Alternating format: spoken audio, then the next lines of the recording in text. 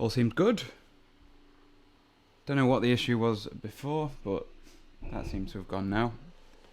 You're going to have to bear with me because I've got a bit of a cold today. I actually was thinking about not even doing this, but I wanted to. So I may just like dip off frame just to sort of blow my nose. Sorry, gross. But I wanted to get this out there. I wanted to get this done today. I just wanted to be, consistent. That's the word that everyone uses about YouTube, isn't it? Let me just check how my sound is.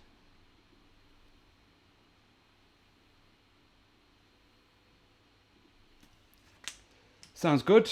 Stream is healthy. Sorry. So today I want to talk about Atomic Habits by James Clear.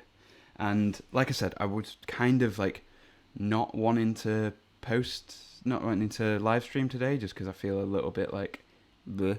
But one thing that I can't remember who said it to me, but one of the sort of things that you should aim for when you're being professional, one of the key attributes of being someone who's a true professional is that even on a bad day for you can turn up and do a better job than most other people.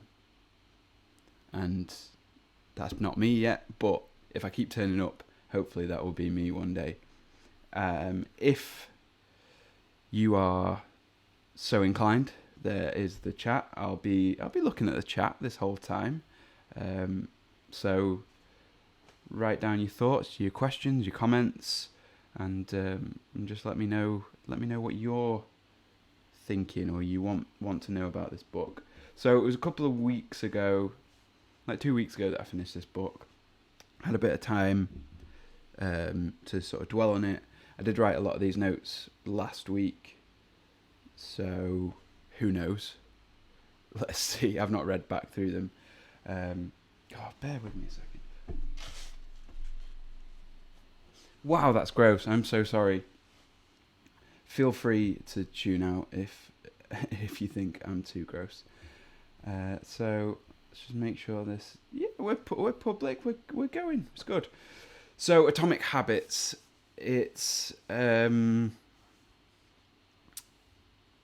kind of sort of pseudo reference book about habits. It's not necessarily self-help, but it's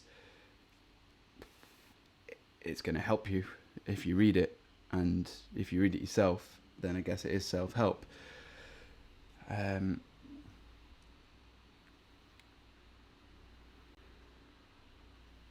I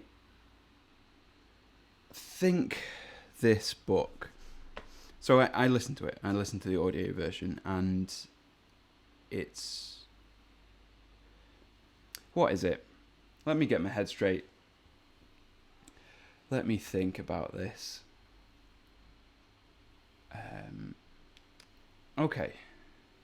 So a couple of years ago, I read a book, and I read it in January because that's the kind of time to read books like this. And the book was called The Power of Habit. And for some reason in my notes, I've not written down who it was by. But it's in the same vein.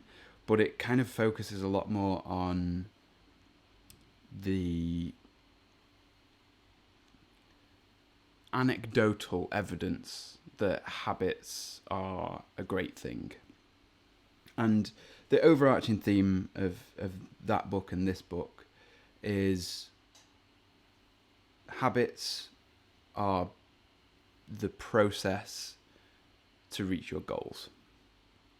Oh, sorry about this. Apologies.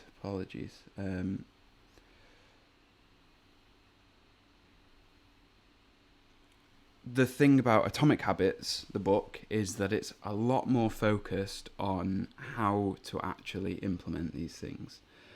So it's the perfect January read. It's the perfect thing to help you start out the year right.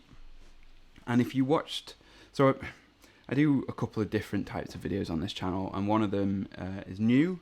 One of the series kind of, series. I'm going to call it a series. One of them is, it's new and it's called Unsustainable. I've only done the kind of intro episode so far. I've got the other episode coming out soon. But where was I going with that? Yeah, so in that I talk briefly, I talk for ages about it, about how a couple of years ago I decided that I needed to read more books. And every year my resolution usually featured like read more books.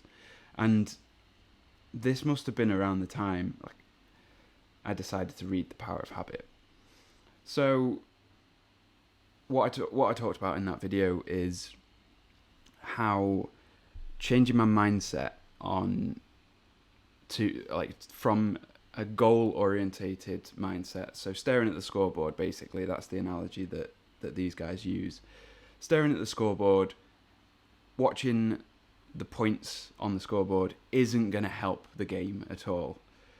It's the things you're actually doing. So don't get too fixated on this. And you hear this in sort of modern weight loss advice, things like that, where it's like, yeah, the scales are a great metric, but don't live your life by the goal of just losing weight, losing like points on the scale.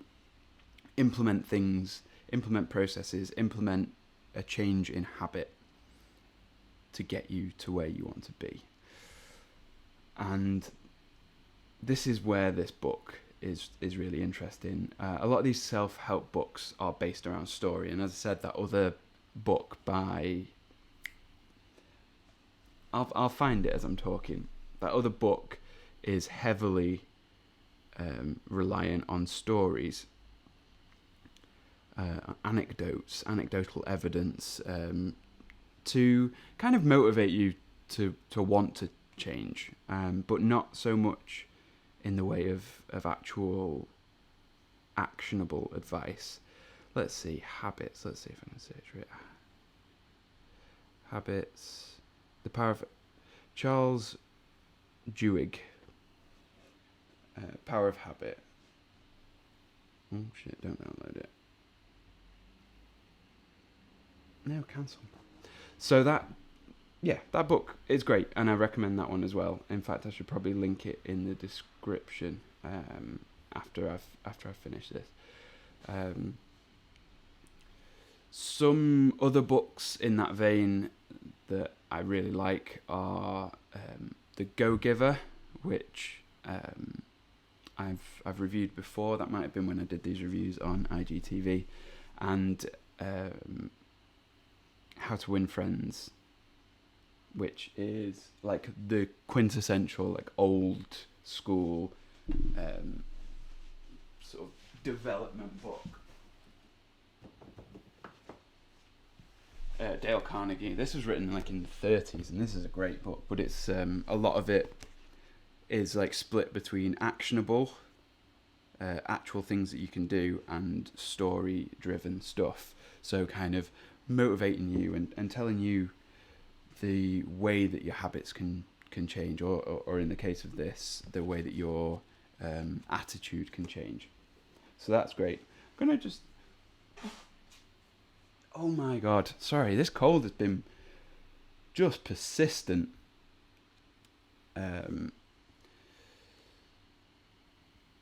But there's only so much you can get from those. There's only so much motivation you can get before you need to actually go and do something. That's where books like Atomic Habit comes in, and it is really refreshing. The sort of too long didn't read for this book, the TRTLDR, as it were, it's about making changes in who you are and how you do things, as opposed to changing what you say you want. It's really easy to say, oh, I want to lose weight. It's very difficult, or at least it's very counterintuitive, to kind of go, let's do a tiny bit every day. Let's cut out 50 extra calories. Let's cut out like a couple hundred calories. Or, I want to run a marathon this year. Right, brilliant. That is a goal. What it's not is a way, there's no scheduling in there. There's no concrete process, no sort of roadmap to actually running that marathon. Whereas if you say, I'm going to run for 5 minutes every day, now that doesn't seem like the start of a marathon career, does it? But if you build on that, it's kind of like James Clear describes it as like compound interest. And so you just build on it and build on it and build on it, and eventually that tiny 5 minute starting point is actually this big habit, and you've reached your goal. And so that's what I did with reading books. I started just replacing like mindless scrolling on social media with reading. I started trying to read like in the morning. So every morning I get up and I try and read a little bit. And I'm talking a couple of pages here. And what that does is it goes from I want to read more books to I want to read like a book a week to like I want to just read. So I'm reading a little bit every day. And so many times I tried to start this like read more books kind of New Year's resolution, always failed. But the year that I changed my mindset, I read 54 books in 1 year. Last year was like 63 books, and with another sort of change in habit this year, so far I've read 8 books, and I've got another like 3 that I've nearly finished, and what are we on now, in like the 26th of January? So that sort of gradual shift in that compound interest has changed that goal of reading more books into an actual actionable thing, actual thing that I'm doing, and surpassing the original goal without really putting in too much effort. So a couple of main points from the book. Build a system for getting 1% better every day. I've kind of already talked about that. That's the another way that he puts that is if you floss one tooth every day, you want to get into flossing, you want to be, you want to have healthy teeth, get the floss out, leave it out, floss one tooth every day. That will easily build into like, oh, well, if I'm doing one, I might as well do the rest. But on the days where you're like, oh, I don't have the time or I can't be bothered, you still do the one. That is really important. Still do the minimum thing, the 1%. So breaking bad habits and sticking to good ones. This is a thing that he talks about quite a lot in this book, where actually a lot of what's holding you back is the bad habits, and how actually it's quite easy to build a habit if the barrier to entry is low. It's very easy with Netflix being a thing to sit on the couch and watch another couple of episodes of something, and that compounds in the opposite direction, trending downwards. It makes you less good. Is that a good way to say it? I don't know. So bad habits multiply in the same way that good habits do, but often their barrier to entry is lower. Avoid the common mistakes most people make when changing habits. Again, I've kind of already spoke about that. People often focus on the goal instead of the habits. Overcome lack of motivation and willpower. Oh, there was a quote that I saved the other day, a Stephen King quote, and it was, have I got rid of it? I got rid of it. No, I didn't. It's here. Amateurs sit and wait for inspiration. The rest of us just get up and go to work. And that, you kind of know that in yourself. Like, if you've got a job where you're expected to turn up every day, you don't need to be motivated to go. Like, obviously money's motivation to turn up there, but that doesn't act on you in the moment in the morning when you've got to turn up to work. So why not kind of try and frame your habits and the things you want to do to get better as things that don't need motivation. You just do them. You know you need to do them, and it takes a bit of willpower, but that's the point. And that's the point of starting small as well, is it takes less willpower. And once you've built a habit, you kind of take away the need for willpower. Develop a stronger identity and believe in yourself. He kind of links habits to who you are as a person, and that's quite clever.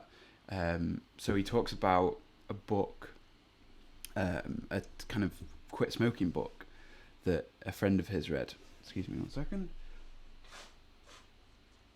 Oh my god, that cold is not good. He talks about this quit smoking book, and it's like basically saying you're not a smoker, and like reframing who you are before trying to change, and actually maybe reframing who you are, saying, oh yeah, I read loads, instead of like, oh yeah, I'm trying to read loads, or I'm a writer, instead of like, oh, I'm trying to write more. Is it The Secret? Is it fake it till you make it?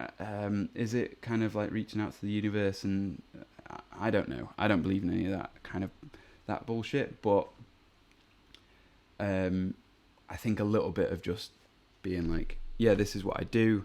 So one of the things that I'm doing this year is I have given up alcohol for the whole of 2020, and what that is hopefully going to do for me, one of the things is reframe the way I think about myself. You know, for so long I've been like, oh, I'm a big drinker. Well, actually, if I'm not drinking, what am I? Well, I'm not a big drinker. I'm someone who's focused on other things, and it shifts the focus on like off the bad habit, and it can shift it onto the good habit. I don't know why I've chosen to do these on the coffee table, on the floor. I just have. As I say, guys, if you have any questions about the book I'm talking about, if you have any comments, leave them in the chat. Say hey. I don't know, something like that. I'll reply. I'll give you a shout out.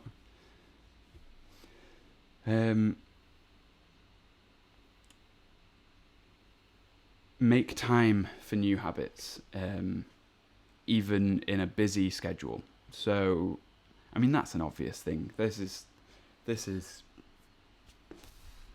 basic, isn't it? Carve out the time. Make sure that time exists. I'm trying to do these live streams every Sunday. Part of that, and part of like why I haven't done it in the past, is because I've not set a precise time when it needs to happen, and I've not made myself accountable. You need to make yourself accountable and make time to build a habit. Design your environment to make success easier. So that's like what he talks about is like, instead of when you buy the fruit, you're trying to eat healthier, you buy the fruit, you stick it in the bottom drawer of the fridge, it doesn't get seen again. If you're going to buy fruit, leave it out. You'll see it. Put the chocolate away and put the fruit out. More chance you'll be eating the fruit. The other thing, I mentioned it briefly before, if you want to start flossing, regularly, build that habit. What you need to do is leave the floss out. You're designing that environment to make everything easier. You don't have to go searching for it, because if you've got to go searching for stuff, chances are it's not going to become a habit. It's not going to be as easy to do daily. He goes the other way on that. So putting barriers in front of the things that are bad habits. So he says like, unplug the TV, or hide the remotes, put the remotes in a different room. So you've got to really like consciously go and find them. I mean, he goes one step further and says like, if you really are struggling to break that habit of like watching TV or mindlessly kind of like flicking through or scrolling, whatever, make it really difficult for yourself. Put the TV, like you have to physically take it off the wall and put it in the cupboard. I mean, these are his words, not mine. It's a bit excessive, but it gets the point across. You don't need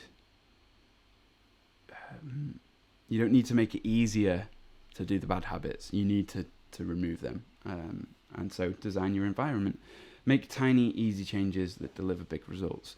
So what I like about this is like the sort of keystone habit. He talks about that a little bit, where one little change actually can potentially have a knock-on effect. So he talks about it in terms of health, fitness. If you do a little bit every day, you go to the gym, even if it's just like 5 minutes, that idea of like going to the gym for 5 minutes and like knowing that you're there, it's the same as the flossing thing. If you're going to do one tooth, you might as well do the rest of them. You're probably going to do a little bit more than 5 minutes. But then also, because this is like a potential keystone habit, that habit is going to build other habits without you really trying that hard. So your habit that you're building is going to the gym for 5 minutes, but actually you're doing half an hour. And what it does is it makes you get up earlier. And so actually you find that you get into work earlier. You're getting your work done more efficiently because you're starting earlier. You are finishing that, feeling good at the end of the day because you've finished the work. And this is all like knock-on effects. You're able to go home, relax better, maybe have a little bit more time to think about food. That food, you're not going to waste calories because you're like, been to the gym this morning, I'm going to have, might as well keep it healthy. And this one little habit, if you can keep doing it, will actually impact the rest of your day and actually the whole quality of your life potentially. And so tiny changes can deliver big results. And I think that's really interesting. Get back on track when you get off course. That's just a must. Matt Diavella has this thing where he's like the 2-day rule. He can let something slide for a day, but if it goes to 2 days, then he needs to get back into it, because otherwise you slip off completely. And I know that myself with running. If I run every day, every other day, and I don't have too many days off, at the max, 2 days in a row off, I stay on track. Fantastic. But if I have a couple of days off, things go to shit. So get back on track. And then my last note on that bit is that he sort of tells you how to put these ideas into practice. Some of the best ideas from this book are, and these kind of like some quotes and some just some passages from it. You do not rise to the level of your goals, you fall to the level of your systems. That's kind of good. You want to lose 20 kilos. Your goal is to lose 20 kilos, but you don't change anything. And you fall back, and you are only ever as good as the systems that you put in place. The best way of building a habit is making it part of your identity. Covered that a little bit before. I'm an avid reader. That is me. That is part of my identity. It's about reframing. Make it easy to start. Habits are the entry point, not the goal. Read 30 books turns into read before bed every night. Read one page, and then turns into read one page. Reduce a habit into a 2-minute first step. Stick to the plan. Professionals stick to the schedule. Amateurs let life get in the way. Don't be a fair weather runner if you want to run a lot. That's kind of what I said about these live streams. Because I've not been accountable, I've not been holding myself accountable, they've not been happening. And because they're not happening, things get in the way and then they never happen. Make it hard to do the things you want to avoid. So that's kind of back to the hide the TV away, basically. Too repetitive. So now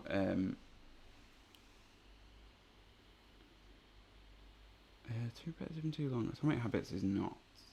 I don't know what that note means.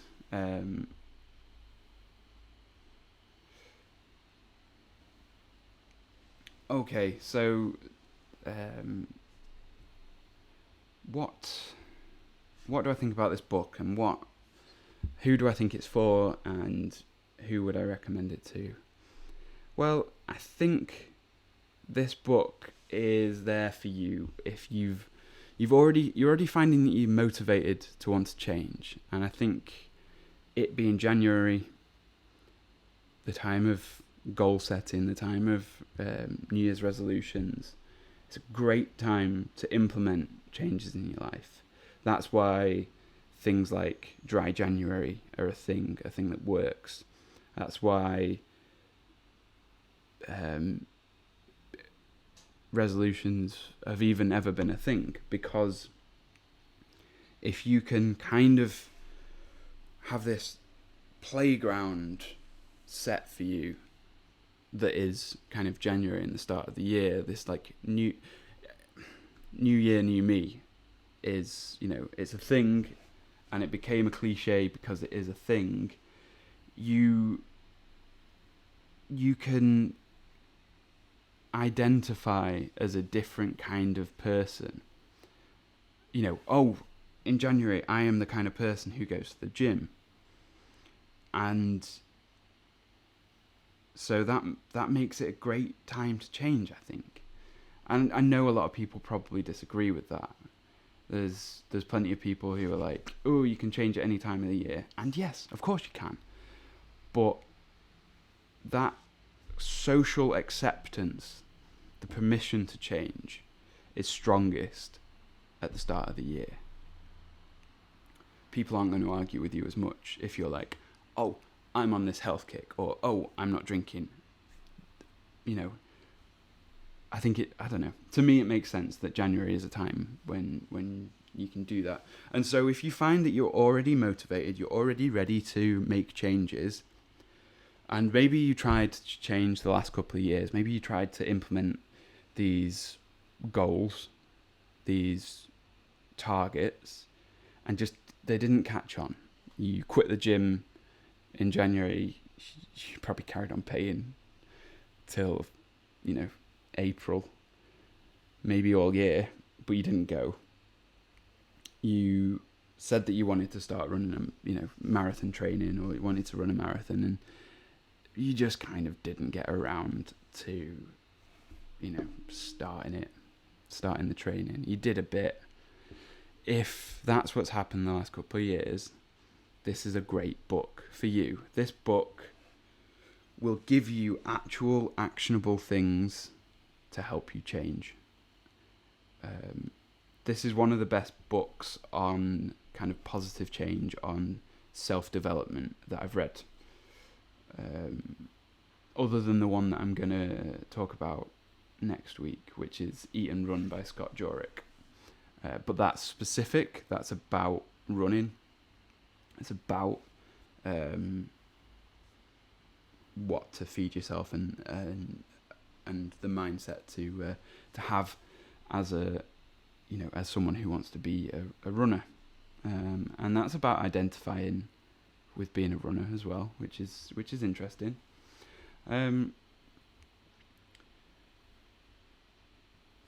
So one of the reasons I've not read this book earlier is because it's only 5.5 hours long as an audiobook. It's quite a short book. I don't usually like getting short books. I prefer to get my money's worth. I prefer to get as much listening time as I possibly can. So if you're after something that's short, it is for you. I've only had the experience of the audiobook, which is great. I can't imagine the physical book is worse. How could it be? It's just the physical version. But I've linked to the physical one below, and of course, as usual, those Amazon links will give me a little bit of a kickback if you order through Amazon. Don't feel pressured to use those links, even though it doesn't cost you anything. maybe you just don't want to for some reason. Maybe you just don't want me to get some pennies. I don't get a lot from Amazon anyway. Overall, the advice in this book is really straightforward. It's not a hard concept. It's not got any difficult words or phrasing in it. It is a very simple, straightforward book that is motivating as well. It does have kind of stories in there to sort of add to that motivation. And it's definitely one of the most actionable books I've read in a long time. Overall, I'm gonna give this book, the audiobook at least, because it's well read. That is one of the things that I have to think about when it's an audiobook. The narrator. Sometimes they make terrible choices when they get a narrator. Sometimes they make fantastic choices. I'm just listening to a book about it's called How We Learn. So it's a non-fiction, literally about how our brains take on knowledge, and it's read by the same guy who narrates all the Jack Reacher books, and I just listened to all of them last year, so it's really interesting. Jack Reacher, or the person that I perceive to be Jack Reacher, explaining how our brains work. It's funny. And I think the worst experience I've had with a narrator is Gillian Flynn's book Sharp Objects. It's narrated by a woman who sounds like she's in her 90s, when the book is from the perspective of a young woman, maybe in her like early 20s. So that's interesting. So I have to think about narration, things like that. Overall, I'm going to give the audio book version of Atomic Habits an 81%. I think with how short it is and how quick a study it is, you can't go far wrong. Read this book in January, in February. Give yourself a fighting chance at keeping your habits this year. I think it's probably important to have some goals in mind first. So maybe this book isn't for you if you're looking for reasons to change your life, or reasons to, or like goals that you should have. But it's been really helpful to me. It's why I'm sitting here right now talking about it, because it's made me feel like I needed to take, as I keep saying, make myself accountable, make time and actually sit down and do these live streams and put the work in, put these things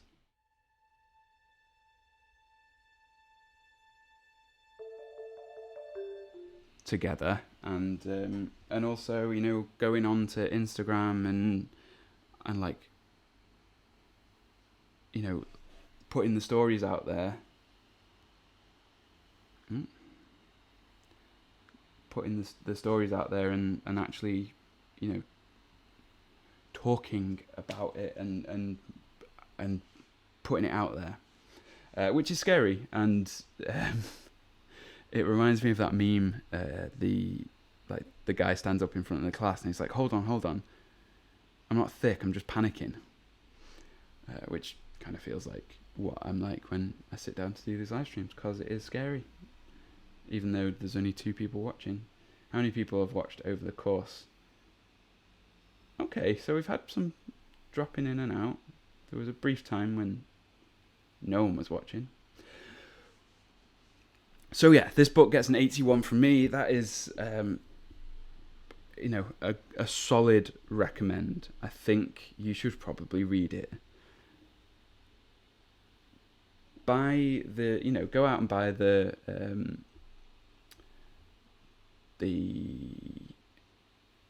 what's the word? Not hardback. The soft one.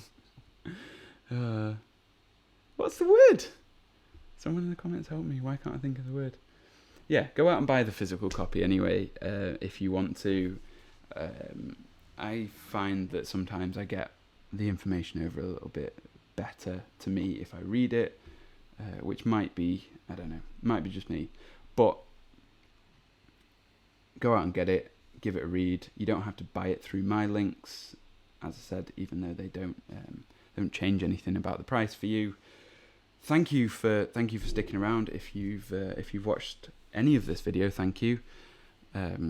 As I keep saying at the end of these, I really want to create a little bit of a community around this. I want to have people commenting. I want to have people getting involved. People who've read the book, people who haven't read the book, people who are just interested, people who've got questions about the book and the book that I'm reading that week, the book that I'm talking about. I want this to be a bit more of a community. As much as I can sit here and I can just chat through it, and I've got the notes, and I'm trying to do a good job of actually reviewing stuff. I think it'd be much more interesting if there's questions, if I have to go, okay, actually there's a part in the book that would be really interesting for you, or like someone else who's read it is kind of like, oh, what did you think about such and such a passage, or what did you think about the chapter on this and that? Because I don't necessarily know what the best things to talk about are. I don't have any right to be reviewing books. I think that's why I'm only reviewing ones that I really like, because I don't want to say bad things about people's work. At least I don't want to completely say horrible stuff about people's work. If things are good about something, if things are bad about it, I'm going to mention that, but I don't just want to pick a book that I'm just going to tear to pieces. So that's why everything gets a slightly better than average seeming review, because I just don't even want to talk about the ones that are below average. So yeah, if you've enjoyed this, it'd be great if you give me a thumbs up. If you're not already subscribed, please do that, because that helps me out. Check out my other videos. I do stuff about motivation, photography, my business, and also the series that I mentioned at the start on sustainable. The first proper episode, the first actual interview of that, is going to be live on Wednesday. So be sure to subscribe and find that, because that's interesting. That's 45 minutes that you'll actually really have enjoyed, whereas this, maybe not so much. Right, I'm going to end this there, seeing as no one's got any questions. And yeah, thank you.